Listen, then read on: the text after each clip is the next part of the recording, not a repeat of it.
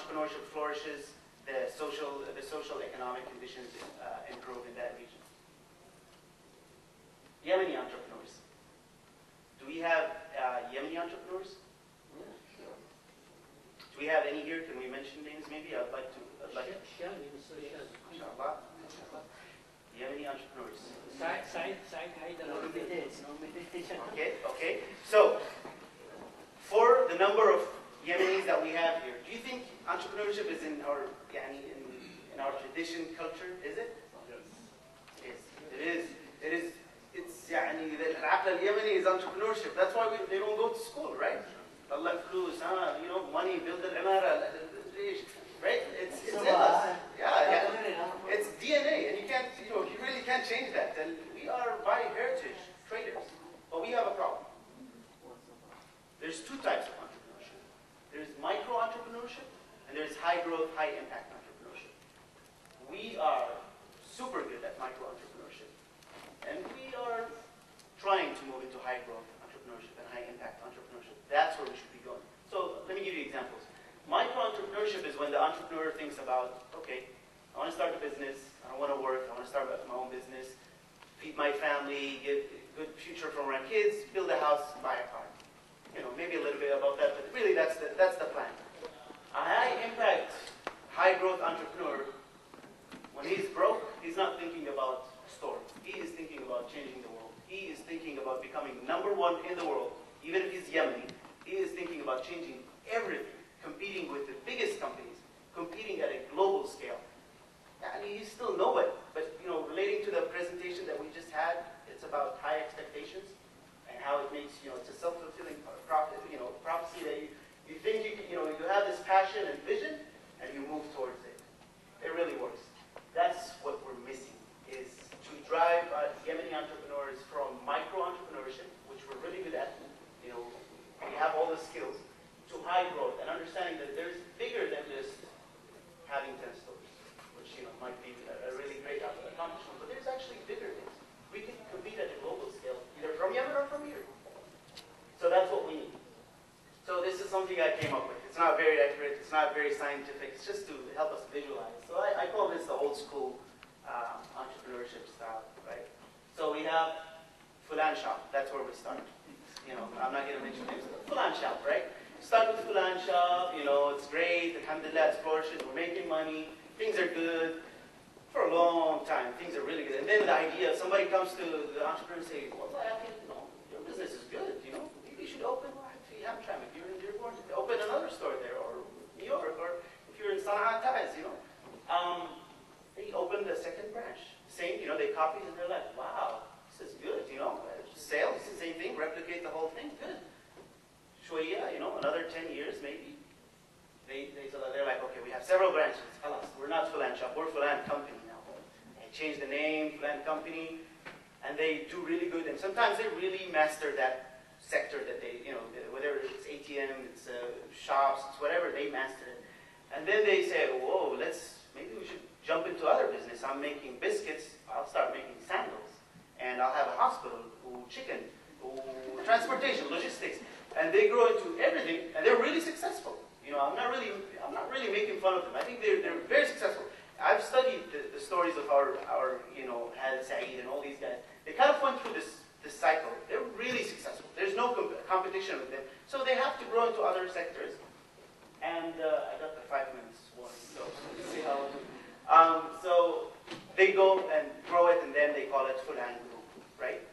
Notice that the numbers I put at the top, I kind of roughly, that's average age. They start 20, it takes them 10 years to open the first branch, just because they never had that vision of opening branches. Then another 10 years to become that whole company with several branches. And then 5 years, because then now they understand the speed, they start speeding up things, opening other businesses, and then 50 when they have a group. This is just rough numbers. This is new school. This is what we're trying to get to. You start with an idea, a really huge idea, not small. You're thinking about changing the world. And in 1 year, as you're an entrepreneur, you move fast. You get a startup. It's a company of formation. You start your business plan, forming the team, trying to understand the market. 2 years, hopefully, you get investors to hop in, because you can't do it by yourself. You really have this great idea. You go and convince others to come and invest with you. You form a corporation, hopefully go to the idea of exit, which is really foreign to us, that you form a company, you make it successful, you sell it, move on to the next opportunity. Hopefully you'll become a serial entrepreneur where you're going to repeat the cycle. So I don't have enough time to explain that exit part, but that's the idea. We're in a knowledge economy. Things are different. It's not about products anymore or manufacturing. It's about services, selling services. There's huge potential there. Information, your knowledge, where you're a doctor, engineer, industrial engineer, dentist, there's always this information. There's patents opportunities in commercializing those patents. So this is a huge opportunity for us. So success stories, really quick. Sorry I'm in the internet world, so all my success stories are internet-based. YouTube, 3 kids in college, you all know the story. 2 years, they sold their business for $1.5 billion. 3 students, one of them is Bangladeshi Muslim. $1.5 billion in 2 years. We just want one of these guys to do it in Yemen. واليمنيين بيقلدوا right after we're going to have it's true.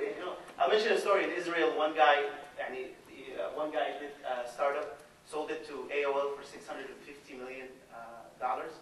All the youth followed on, and now they have a flourishing technology sector there. So we need a success story.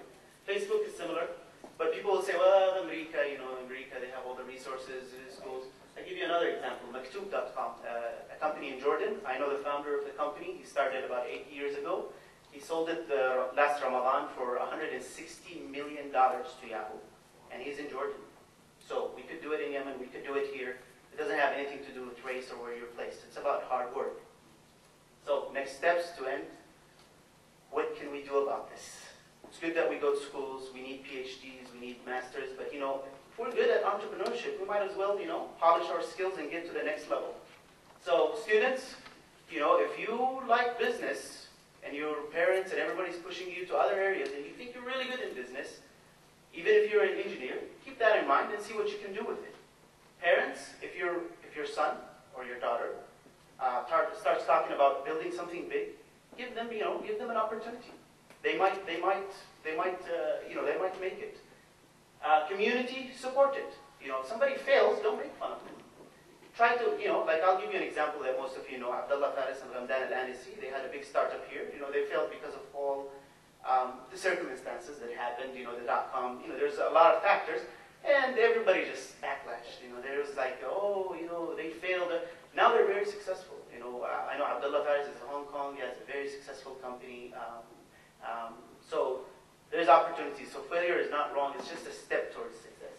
Thank you very much. That's my blog if you're interested in the topic. And I don't know if we have time to talk. We'll hold the questions until Fatum is done with her presentation, and we'll have a few more minutes for questions. The next presenter is Fatum Tahar. She's an executive board member for Yemen American Benevolent Association. She is the youth director for Access, a senior major in industrial engineering at Wayne State University. Ms. Fatum Tahar.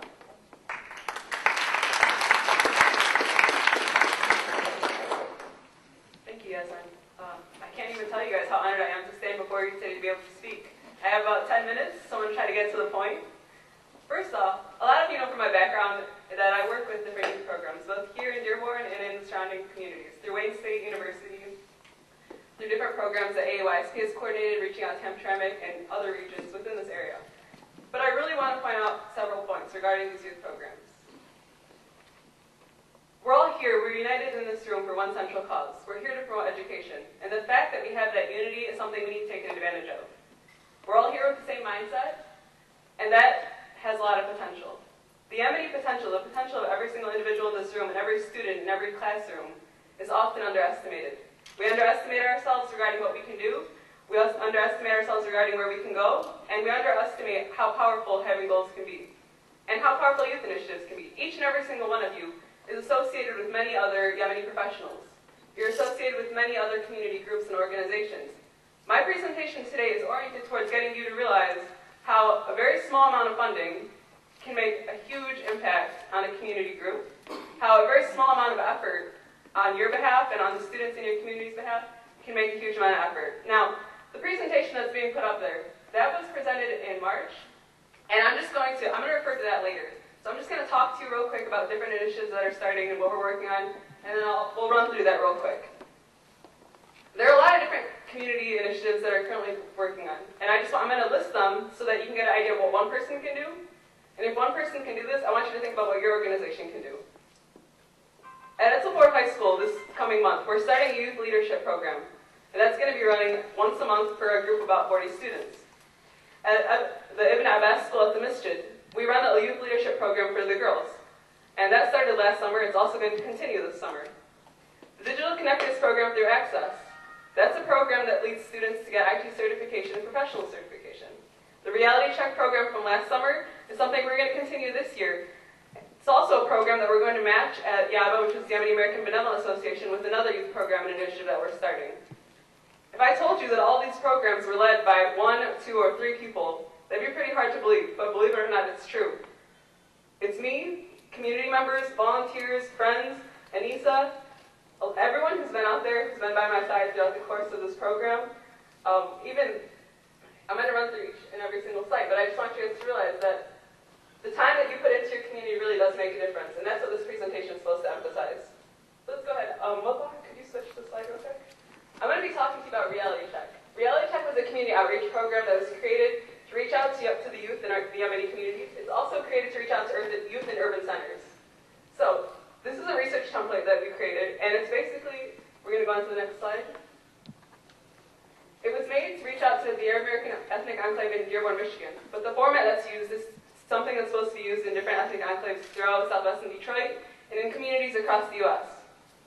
We identified various community needs. We got the help of community members, volunteers, and support from Wayne State University, and we funded a 3-month program with only $2,300. How much is $2,300 compared to how much your company makes a year? How much is $2,300 compared to how much a corporation, an individual, or a family makes in a year? Now, that $2,300 funded 40 students for 3 months in a summer program. Food, programs, we had 30 to 40 volunteers on Saturdays and Sundays on a weekly basis. Where was it held at? With the help of Mr. Abdul Ahmed, we were able to hold it at the Yemeni American Cultural Center. This is a building that's available in our community. It's like many other buildings in many other communities. It's there, it's present, it has potential. Let's take advantage of the potential that our community is offering us. Yeah, it might not look like it's in the best shape, but let me tell you, we worked wonders in that building. There were 3 objectives to this program. The first was to promote the success of youth, grades 1 through 12 and college students through creative projects and discussion-based sessions. Second was to create a positive urban identity for ethnic enclaves and socially deprived areas by involving the media, community members, and by creating a new positive image. We're talking about getting these kids to set goals. We're talking about making them move forward. This is what we can do if we implement programs like this. The third objective of this program was to create a universal template. What does that mean? That means that we're not trying to just do this for one summer. We're not just trying to do this for one city. We need to do this across the United States, not just for Yemeni American communities, but for communities that are socially and economically deprived. There are students, there are youth that are all across this nation that are facing many concerns. They don't have the support that they need. Why is that? It's not because we're not able to provide it for them, it's because not a lot of people are trying. Yes, some communities are not as good off as other communities. Yes, sometimes these kids don't come from such a great background. Yes, sometimes they don't have support. But if we reach out and if we're able to create this type of support system for them, the impact is dramatic. And it's absolutely amazing. I mean, I'm an industrial engineer. I have 1 more year until I graduate. And I've been doing all this work on the side because it's something that I love. I treat every single student in my classroom as if they're my own kids. My parents laugh at me all the time. They're like, they're not Yiddish. Because I'll always be like, I had you. Like, I want to talk about my kids. They're not.